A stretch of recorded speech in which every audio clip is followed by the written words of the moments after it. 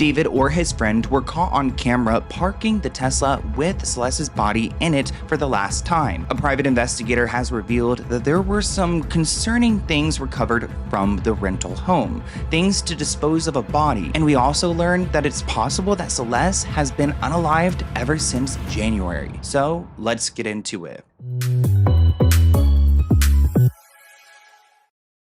Steve Fisher has become my new favorite private investigator because he knows so much about this case, and lately he's been doing a bunch of interviews trying not to say too much, but there's been a few things that he said, and today I want to talk about those further and what they could mean. I think one of the most jarring things is that Steve believes that Celeste could have been deceased since January. I remember we heard reports of her communicating with family possibly in August or July, but those may not be true, or maybe it wasn't Celeste on the other end. Either way, he believes the last day that she was photographed and potentially alive was January 2nd. We don't know, maybe there was a few weeks in between the time where she died, maybe a few months, we don't know, but he is saying that there's no trace of her from that point on. And I'll say the last photo that we have of Celeste is January 2nd, 2025.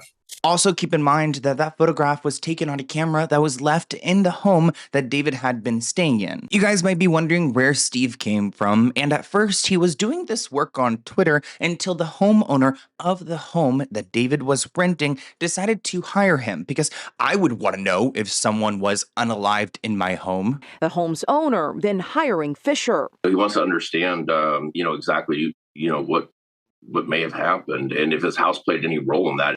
So now that we've got the January timeline established, I want to fast forward to this summer, in late July, because this is around the time the Tesla was abandoned. The date was July 29th, and this is what Steve has to say about the person who last parked this Tesla. July 29th, and talk to me about what you saw. Is the last time it drove and ended up at the spot where it was abandoned, likely with that body inside? I'm certain they left town right after that.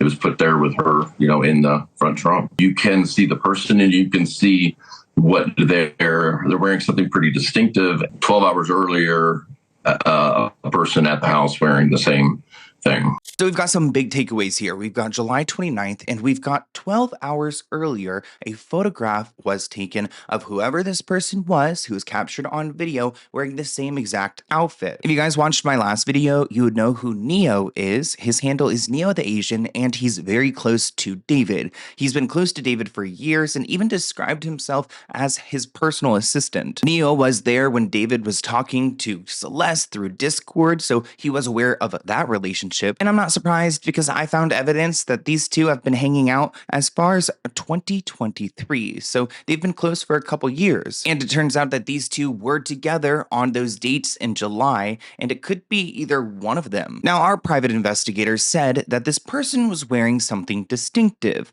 Well, this was taken on July 28th, and it's of Neo. That was at David's house, and it looks like they all went to a party. Celeste Herrera, the other Celeste, was there. We've got David here wearing a shirt that says "Smile if you're horny." There's our friend Neo wearing that same red 22 shirt, which looks pretty distinct to me. I mean, so does David's with that big text. He also has this outfit that he posted in the same photo dump on the 30th, where he's wearing a shirt that says "Sounds gay, I'm in." You can see Neo is wearing a black sweatshirt with some red pattern on it. Here's another picture of Neo, and again, it was posted on the 30th, but I think this was taken on the 28th, and that David just posted a couple pictures from the past few days. Because this person wrote, the night that Neo wore red and David wore the shirt saying "Smile if you're horny" was Tara Yummy's 25th birthday party. Celeste Herrera and the others were there. The day before, David wore a "Sounds gay, I'm in" shirt. I wouldn't be surprised if these are the so-called distinctive clothing that Steve, the private investigator, is talking about. You can see the person and you can see what they're wearing something pretty distinctive. And what's even more suspicious is that after they were partying and going out, they had to get onto the road, which was the last time the Tesla was parked. They essentially abandoned it and got onto a tour bus and completely forgot about the body inside. They left town right after that. So they just moved on and acted like it was nothing. David's first show was in San Francisco. You can see he posted a video of him, Neo, and their friend Aisha. all on the tour bus. There's not much to take away from this video besides the fact that it was taken like the same day they left the car. So they just left it and scurried on to the bus. If I was them, I can't imagine eating food after committing such a crime. It shows how truly evil these people are. I'm gonna show you guys the eats before we embark on our tour adventure. We got the Bangin' Balls burgers, the Bangin' Balls tender, tour bus vibes, studio in the back because we making music called Tour. You know where it's at. You know what it is. Why am I talking like this? I don't know. See y'all in San Francisco. First show on the way.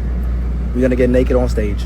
There's a reason why Hollywood stars always seem to walk away from scandals untouched. Just like there's a reason why Morgan & Morgan is America's largest injury firm. Most regular people, including me, don't have a legal army behind them. And if you're injured in an accident, insurance companies try their best to pay you as little as possible. That is where Morgan & Morgan comes in. With over 1,000 attorneys and 100 offices across the country, they are built to fight for regular people, not corporations. In Florida, a client was offered $350,000 by an insurance company. Morgan & Morgan stepped in and got them $12 million. Prior results do not guarantee a similar outcome, but these stories are what they do every day. And it's easier than ever. You don't have to deal with those piles of paperwork. You also don't have to pay anything up front. You can even start your claim right now within minutes by using your phone. You can get started by scanning the QR code on the screen using your phone's camera. Remember, the fee is free unless they win. If you ever find yourself injured, then check out Morgan & Morgan. Again, you can start your claim today by scanning the QR code or visiting the link in my description below. It's fast, it's simple, and it could change everything.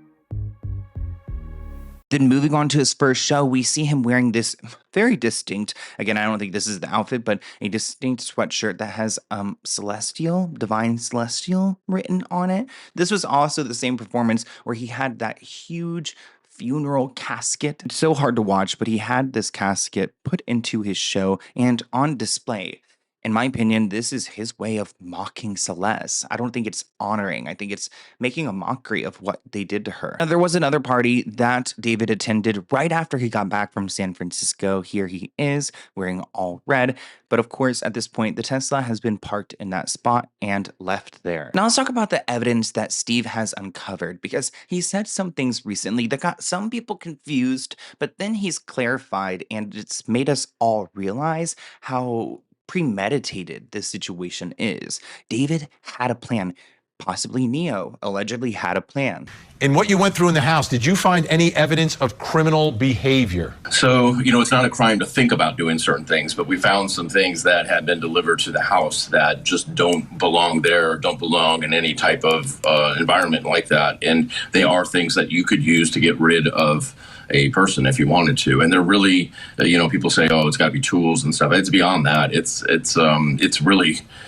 really sadistic stuff. Now, LAPD didn't take it, but they have told us that they photographed it. But again, that's not a crime, just ordering these things, It is concerning to me that so much stuff was left behind in the house that Steve was collecting, as evidence because he's working for the homeowner. Some of this stuff that Steve and I have talked about offline, it's weird. I'm sorry. It's just strange that the LAPD didn't take this stuff with them when they had their search warrant. Steve said it's sadistic stuff. It's beyond tools. Then what is it? Somebody asked him to clarify. He clarified by saying, I did not say murder tools. It wasn't tools that they uncovered. It was items to help dispose a body. Some people are suggesting huge buckets of acid.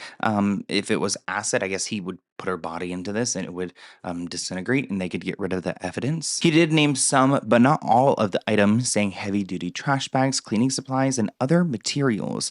But the way that he said, a lot of these items, should not be in this home, I feel like he's just not giving away exactly how bad or, suspicious these things are. I mean, if it's acid to burn up a body, I feel like we could say guilty. But something else that Steve is revealing that people are starting to catch on is the fact that Celeste may not have stayed at that home, but David may have had other rentals that she could have stayed in. The PI shared imagery suggesting that Celeste might have been staying with someone or renting an apartment in Hollywood or downtown LA.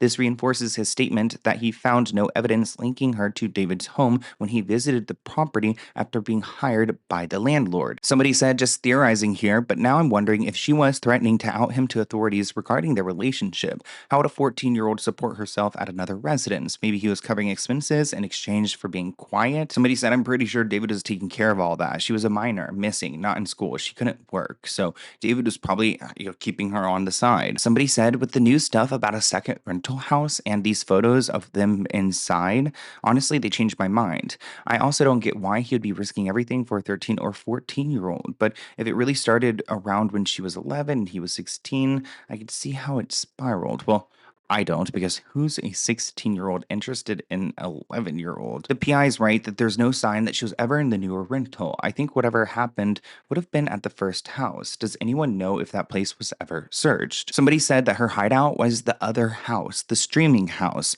where they would go live on social media.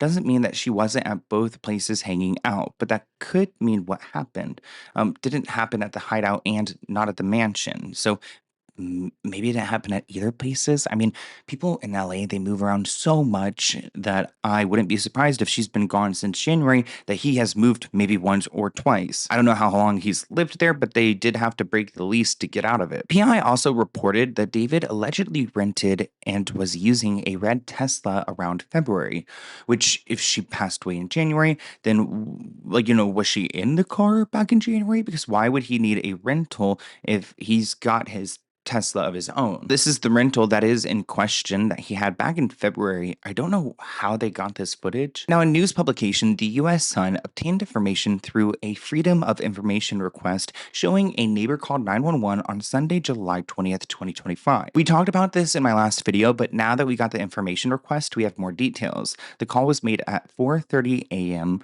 and it was because of loud music, but police did not get there until over 4 hours later. And at that point, the music stopped. So I don't know what he was up to, but interesting the police were called then. There are actually clips of him streaming. It looks like he was possibly alone on the 20th.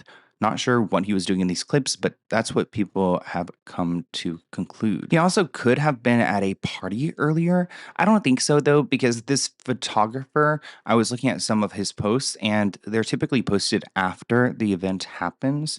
But it looks like this party was probably before the 20th, but the photo was posted on the 20th. I think the most disturbing takeaway from this update is the idea that Celeste has been possibly unalived since January, and her body was just found last month. The body of Celeste Rivas Hernandez had likely been in the Tesla for several weeks before it was discovered. But one private investigator tonight telling us his evidence indicates it may have been much longer.